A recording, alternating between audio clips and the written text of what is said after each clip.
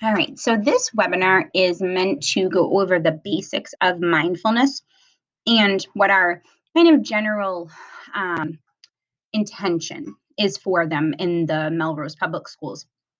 And so I'm Jessica Patty. As you can see, I'm narrating this or kind of just leading you through this.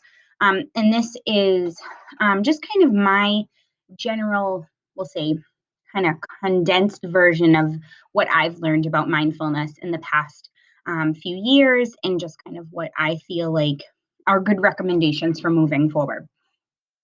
And so I feel like that story really needs to start with my story. And my story starts with my two children, specifically my daughter. And it centers around when I had her. She is almost 6 years old at this time. And when she was born, her birth was very traumatizing for both my husband and I, to the point that we were offered trauma therapy to try and kind of deal with what had happened. And so, totally separate story. But in the year that followed, it was a very kind of challenging year for us, for me personally. And these other three pictures are in here just kind of represent three kind of key pieces of my life that all kind of brought me to mindfulness as this piece that pulled me out of what was going on with me. So I had a teacher in school that I worked with that introduced me to the book Mindfulness is Better Than Chocolate. I highly recommend it. I had a day where I was having pretty much a full-blown panic attack at school, and a teacher in the building kind of just pulled me aside and talked me through it and pulled me out of it.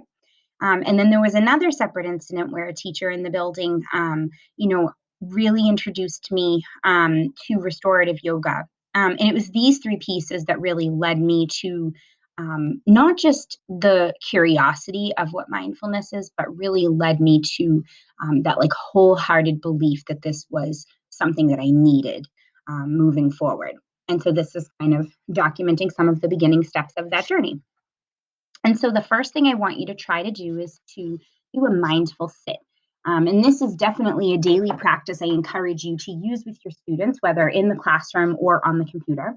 And you would just start, and I want you to try this with me now. Start by kind of either keeping your eyes open or closing your eyes. It's really your choice. And just kind of taking a moment to deep breaths. Have some deep breaths in through your nose and out through your mouth. In through your nose. And on your next one out, I want you to feel where your feet are. Are they touching the ground? Are they sitting on a bar? Are they dangling? And where are your legs? Where's the rest of your legs? Feel your sit bones kind of really dig into the chair. Is your back arched or is it straight up? Are your shoulders tense or are they relaxed? Where are your hands sitting? And where is your head? How does everything feel?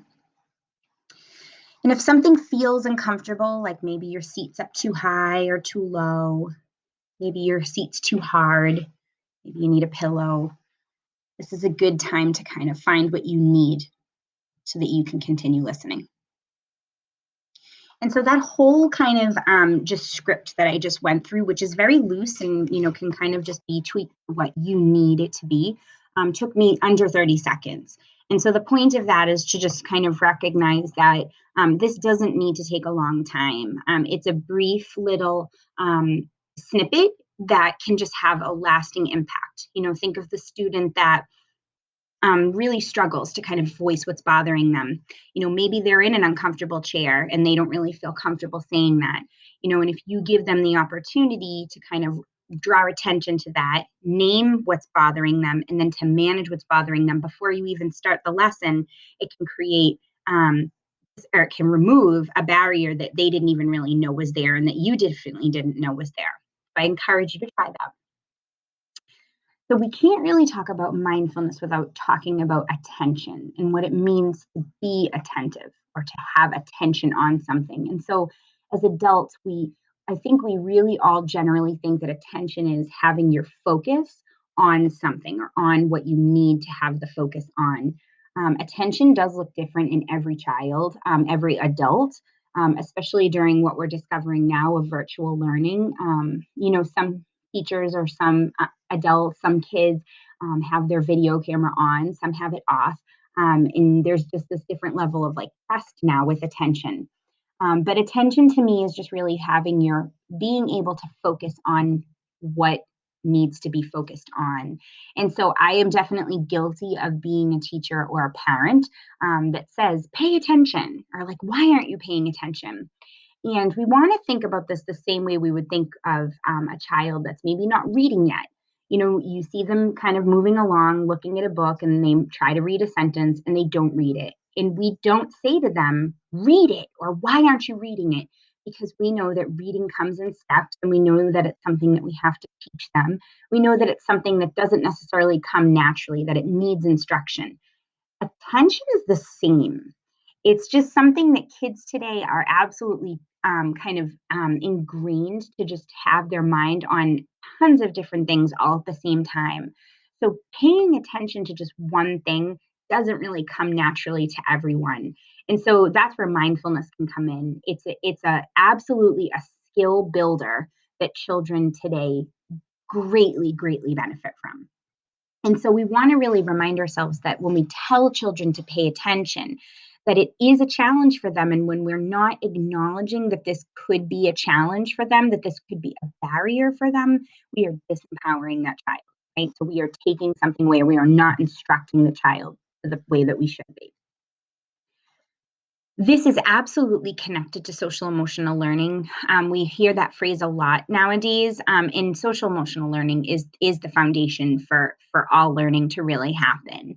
In my eyes, I'm the social emotional learning specialist for Melrose Public Schools, so this is obviously something I feel very passionate about.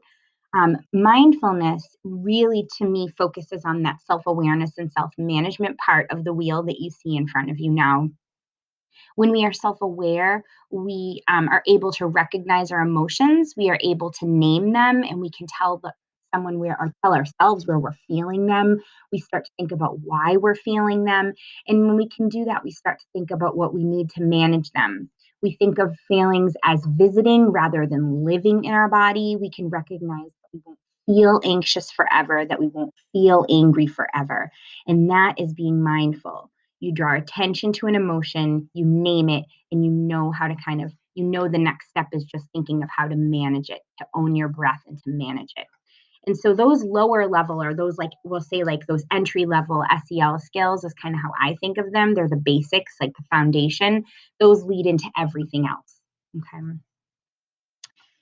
The simplest definition I've ever come across, and I always stick with this one because I think it's the simplest way to understand mindfulness, is that mindfulness is paying attention to paying attention.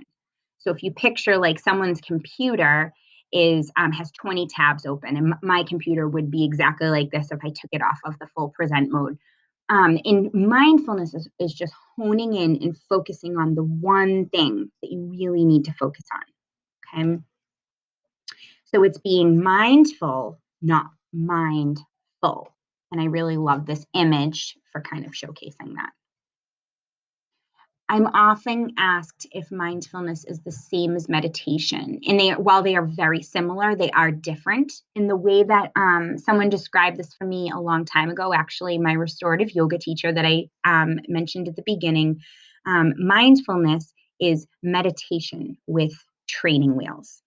Okay. So meditation is kind of your this deep exploration of your practice, this internal breathing to regulate yourself and to kind of really recognize where your body's at, kind of in the universe. And mindfulness is just this very guided journey to do that. Okay. And so it's much more brief, or can be much more brief. Sometimes it can be longer.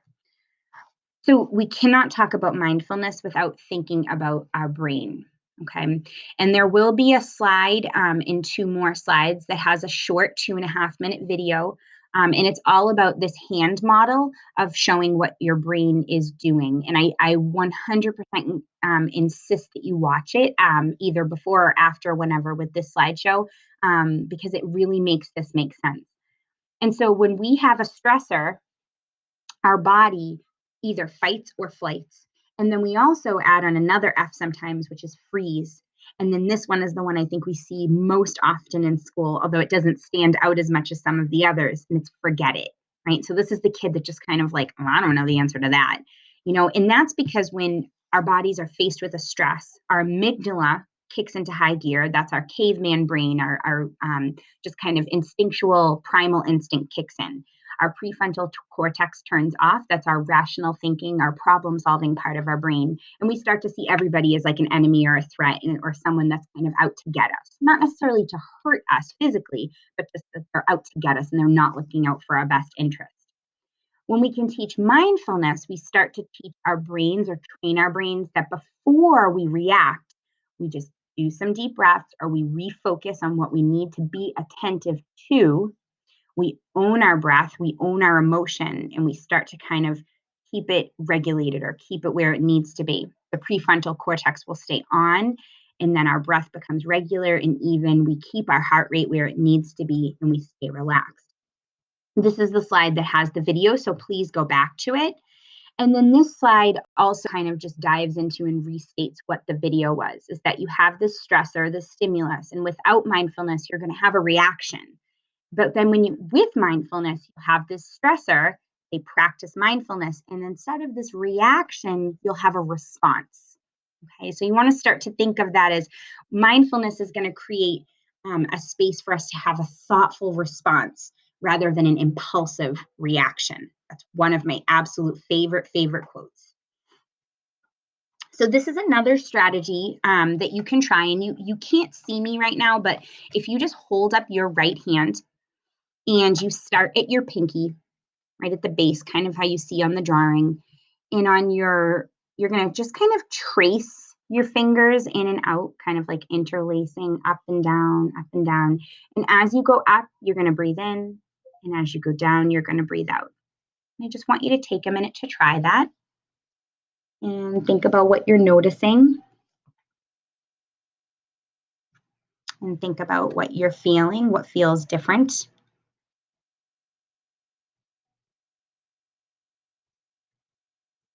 Okay.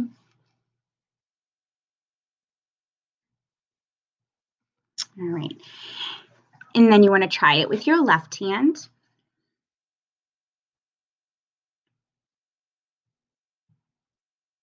And so what you are doing with this is that you are paying attention to your breath in this moment. So we often think of mindfulness or we associate it with just breathing, but it's really about taking your attention to what needs the attention. So in this moment, your breath needs the attention, your attention's on your hand, you're watching your finger go up and down, and you're having this kind of kinesthetic movement to remind you of the deep breaths that you have to take. So this is just a quick one that you can do in your classroom or with your students online, and it's called Take 5 breathing. So this is a question that I want you to start to think about that we'll revisit at the end, and it's just how important is your personal practice to this? And so this is kind of that, like, do you have to live it to be able to teach it? And so I want you to start to really think about that, because it's a question we'll talk about at the end. Mindfulness is not just about being calm. It is not about being absence of thought.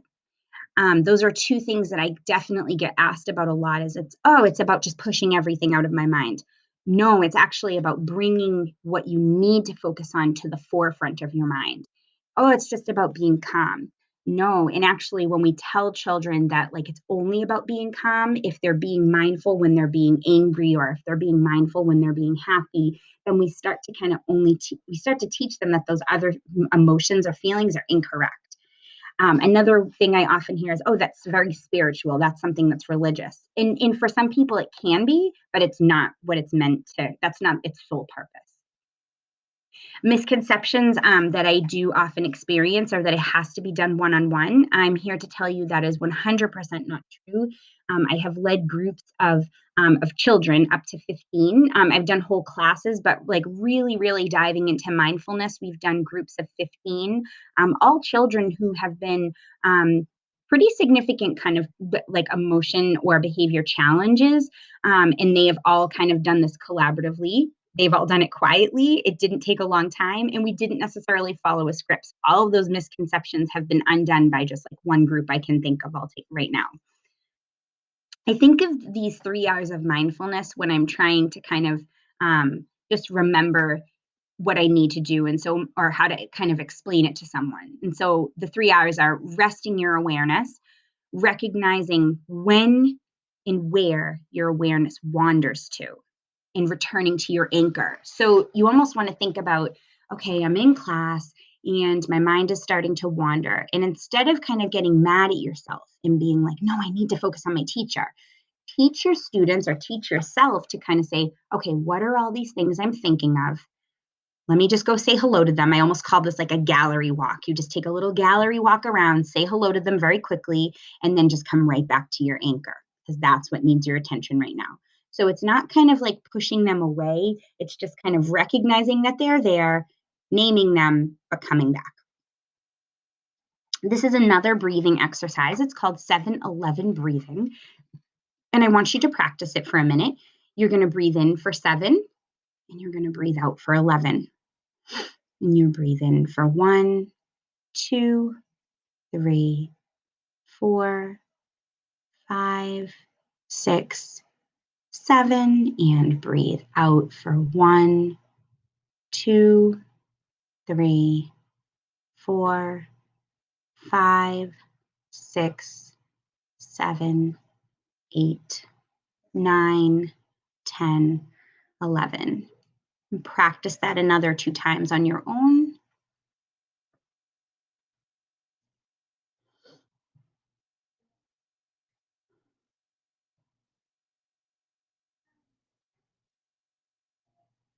And come back.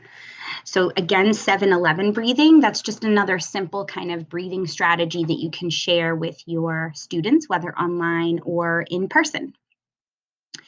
So remember, we just talked about that, but we don't only want to associate mindfulness with feeling calm, right? We don't want the children to only practice when we're feeling calm, and we don't want to only talk about it with the feeling of calm, because we don't want them to feel disappointed when they're using it in other capacities or in other states. And so a mindful body, if you have ever used the program Incredible Flexible You, this is just I like to think of it as like another way of saying whole body listening. And so you're not just teaching children to look with like their eyes or their ears, but to also kind of be mindful of like what other body parts are doing. You know, what are your body parts? What are your feet doing? What are your legs doing? What are your arms doing? What are your shoulders doing? What's your head doing? To kind of be mindful of your body. And so this is just a way of kind of bringing that language into like other parts of your learning. So it's outside of the mindful moment that you might start your day with, just prompting children to kind of use your mindful listening and you have a mindful body. So it's just kind of using that. This slide I really love this message, is that you really want to try to see yourself as an adult that you maybe did not have when you were younger. And I'm definitely putting myself in that category. And that's why this is here, this message is here, is that I did not have an adult in my life that taught me how to be mindful, how to practice mindfulness. And I do truly believe that that's a skill that I could have benefited from. I'm sure I'm not alone in that. And so that you really want to try to be that adult that maybe another child needs. So here's another activity that you can try with children. And I won't necessarily make you try this, but feel free to pause it and do it. It's just closing your eyes, taking a deep breath in, counting to 3, and then clapping 3 times. And then you always want to kind of use these prompts of what do you notice about how you feel. And so the hope would be, this is good. This is a good one to do when like a child is really dysregulated and kind of in a funky moment. Just kind of prompting them to like close their eyes, to take that deep breath, count to 3, and then to clap 3 times. it often does snap them out because they don't expect you to say clap 3 times. And you can practice this a few times and just using the breath in your voice and then the sound of the clapping and the sensation of the hard clapping, it often kind of pulls them out of the moment they're having. Visualizations are also super helpful for when you are using mindfulness in the classroom, whether online or in person. And YouTube has a huge amount of just kind of ones that are actually videos. So you can incorporate the sound as well as like the seeing of like a river flowing or like, hearing the birds chirping or seeing the leaves falling. Even on some of those, you can open the window and like have that, like let the kids like feel the air rushing in or tell them to do that if they're home. So I highly encourage using those if you're going to, start practicing mindfulness with your students or when you start practicing. Lots of our teachers in Melrose have glitter jars. This is something that we have made for teachers and encourage teachers to make through the years. It's probably the simplest tool you can use for mindfulness, and you don't necessarily need tools for mindfulness, but these can be especially helpful for younger children for teaching them kind of something to focus on. So you would just shake them up and just instruct the child to just breathe in through their nose, breathe out through their mouth, and to just keep doing that until the glitter settles and just gives them something to focus on. Another one is called Shake It Off. Shake It Off is you would just have everybody kind of stand up, and this is a wonderful one for remote learning. You would have everyone stand up, and you'd have them start by just shaking their fingertips, and then start by shaking their hands, shake your arms, shake your body, shake your head, shake your feet, shake your legs, and then just start jumping. And it just again kind of gets their mind off of what they were kind of maybe drifting to, and right to the moment of like I'm shaking my body. Okay, so they're being mindful of what they're doing in that moment. So this big question that we get often is how do we get buy-in? And I think this is it's so relevant for any level, but especially as kids get older. And no matter what level they're at, I'm going to say the very first thing you need to establish is a relationship. Kids are not going to practice mindfulness with you, to be honest, like past like 1 or 2 kind of easy exercises if you don't get to know them. Building that trusting relationship is really what needs to happen if you want them to kind of be in this vulnerable kind of place. Um, and I honestly also really feel like teaching them the brain science. I've had a lot of success with students with teaching them about the brain science and what goes into that. The Dan Siegel video is a great video to kind of watch with older kids. I would say maybe 4th or 5th and up. And you can absolutely, after you watch it, use that same kind of the hand motion to just explain it to younger kids. I've definitely used that with kids as young as 1st grade. It just really depends on kind of what they're able to access. And kids always love that when they're young, that mindfulness is a superpower. I've used that a lot, and I really think that kids gravitate to that. So the elements that you want to think of when you are creating this mindfulness time or space for your students is that what should the space look like? So if you're doing this in the classroom, you want it to feel very calm and look very calm. If you're doing this at home, you want to be really mindful of what's behind you. If the kids are focusing on you, you want like the space around you to not feel very distracting. You want to think about your speed. This is something that you may want to practice ahead of time, that speed of your voice and the volume of your voice and the tone of your voice.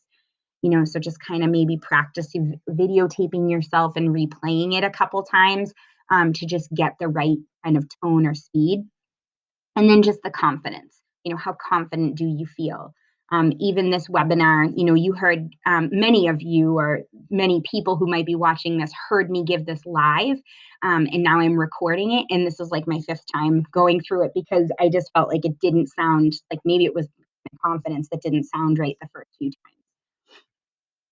So we're coming back to this question of how important is your personal practice. It is so important. If you don't buy in, they won't buy in. That is the simplest way I can say it. If you don't believe in this and if you don't feel like this is a skill and important and something they all need, they won't listen. They 100% won't believe you when you say to use it. And they definitely won't believe you when you're kind of teaching it to them. So you need to practice. You need to be vulnerable. If you want their eyes closed, you close your eyes. If you want them to sit and kind of scan their bodies, you need to do that for yourself. This in the slideshow that you're going to get, the Calm symbol is linked to calm.com. I think that calm.com does a wonderful, wonderful job of kind of giving you some introductory pieces to to try. They're very short, very simple, lots of guided meditations or guiding mindfulness. And I think it's a great place to start. So I encourage you to get on that. And so just there's lots of different reasons of why we should use mindfulness. Just this is one of the last things to kind of think about. I think just in the time that we're in right now, we're in quarantine right now. You may be watching this after the quarantine's over, but right now it's happening. We're about 6 weeks in. And we need our kids and we need our adults to be resilient. What we need to focus on instead of what's happening to us is how we're going to get over it, how we're going to overcome this. And that's being resilient. Mindfulness builds resiliency. Instead of having reactions, remember, it gives us time to have a response, to think about what we're going to do and how we're going to do it. So that's something that we absolutely should be skill building as much as we can. And so this would be the opportunity to ask questions, but you can always email them to me. I will make sure I either email it to you or if this is being shared with you elsewhere, I'm sure we'll make sure that it gets to you. And then thank you for listening.